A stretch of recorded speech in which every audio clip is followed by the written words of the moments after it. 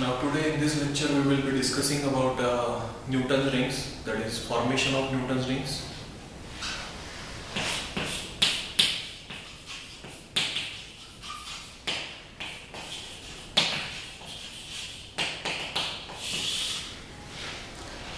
So when a plano-convex lens of a large radius of curvature is placed on a plane glass plate, then a vase-shaped air film is formed between lower surface of the lens and upper surface of the glass plate. Plano-convex lens means one of the surface of this lens is a convex surface and other surface is a plane surface. Now with this, if we incident a monochromatic beam of light, say AB, having wavelength lambda, then on reaching at this point D, part of it is reflected and finally emerges out as ray 1. Part of it is refracted through this air film. On reaching at this point C, that is upper surface of the glass plate, again it is reflected and finally transmitted through the lens and emerges out as ray 2. Hence, we obtain two rays, that is ray 1 and ray 2, in the reflected system, and they are obtained from the single incident source AB. So that's why the nature of these two rays is they are coherent in nature. Now we know what is the part difference in case of a vase-shaped film. Part difference in case of vase-shaped film is delta is equal to 2 mu t cos of r plus theta. This is the optical part difference, where theta is this angle of wedge. But since this ray 2 is reflected at the surface of a denser medium, it is incident from air and then it is reflected from this glass plate. So this reflection takes place at the surface of denser medium, so it will undergo a phase change of pi, which will lead to an additional path change of lambda by 2. But this reflection takes place within the lens and therefore it will not undergo a phase change of pi or a path change of lambda by 2. So optical part difference is 2 mu t cos of r plus theta, plus there will be an additional part difference of lambda by 2 due to reflection at the surface of a denser medium. Now for normal incidence,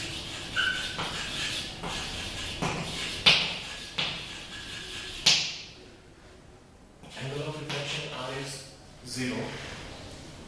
For large radius of curvature,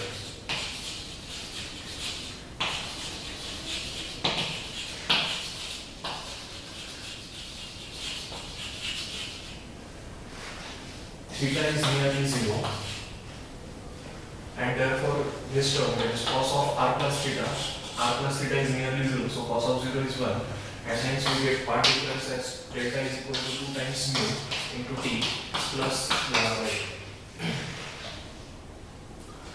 Now for air film,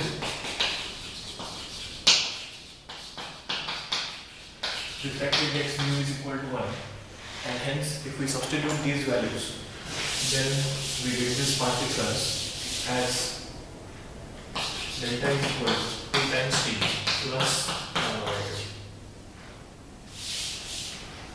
Now if we equate this part difference to integral multiple of wavelength lambda, then we get the condition of maxima, and hence we can write condition of maxima transferring this lambda by 2 on right hand side as 2 times t is equal to 12 minus 1 lambda by 2.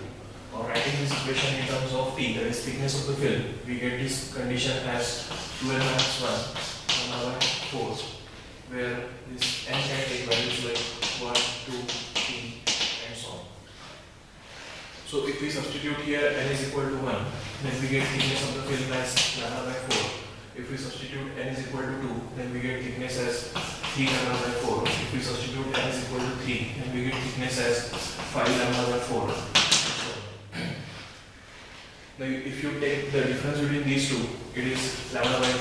If you take the difference between these two, it is lambda by 2. It means that each bright fringe, because we are using the condition of maxima, and here n stands for order of interference band, that is n is equal to 1 stands for first order interference band, n is equal to 2 stands for second order interference band, n is equal to 3 stands for third order interference band, and so on.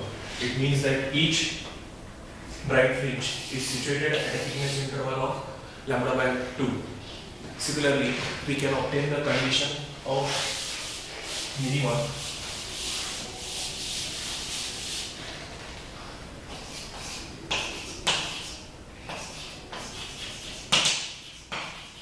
So for minimum we have the part difference, which is 2 times t plus lambda by 2, and if we equate this part difference to all integral multiple of half the value, that is twice n plus 1 lambda by 2, then we get the condition of minimum.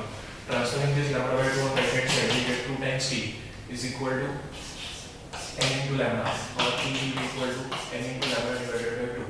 The values n can take values like 0, 1, 2, 3, and so on. Again here, 0 n is equal to 0 stands for 0th order dark band, because we are using the condition of minimum, or condition of darkness, or condition of destructive interference. So n is equal to 0 stands for 0th order dark band, n is equal to 1 stands for first order dark band, n is equal to 2 stands for the second order dark band, and so on. So if we use these values of n, then we get thickness of the film as 0, then lambda by 2, then 2 lambda by 2, then 3 lambda by 2, and so on. If we take the successive difference, then this difference is nothing but lambda by 2, this difference is equal to lambda by 2, this difference is lambda by 2. It means that each dark fringe is also situated at thickness interval of lambda by 2. So where thickness of the film is 0, when n is equal to 0, n is equal to 0 stands for 0th order dark band. So 0th order dark band is produced at a thickness which is t is equal to 0. So at the point of contact between lens and glass plate, thickness of the film is 0, and hence the Newton's rings pattern, it consists of a central dark spot which is surrounded by alternate dark and bright concentric circular rings. Now the reason why the central spot is dark is because at the point of contact between lens and glass plate, thickness P being 0, it satisfies a condition for destructive interference or condition for minimum, and hence the central dark spot is called as 0th order dark band. Then this 0th order dark band is surrounded by first order. This 0th order dark band is surrounded by first order bright band.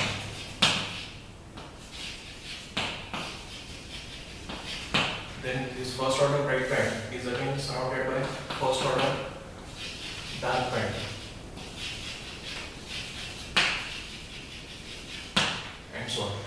So that's why this Newton's rings pattern consists of a central dark spot which is surrounded by alternate dark and bright concentric circular rings because we obtain the condition of maxima and minima for constant thickness, and thickness t being constant along the circle. That's why Newton's rings are concentric circular.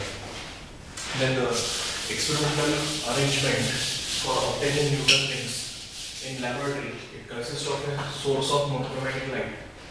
This source of monochromatic light is placed at the focus of this lens L in order to obtain a parallel beam of light, and this parallel beam is then allowed to fall on an inclined glass plate which is inclined at an angle of 45 degrees, so that incidence of rays is made normal onto the air film which is formed between lower surface of the plane of convex lens and upper surface of the glass plate.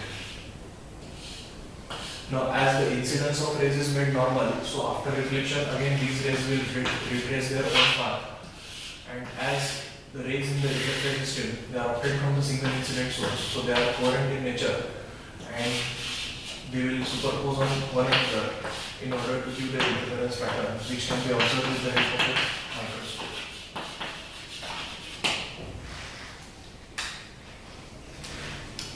So here, this is a plane of convex lens.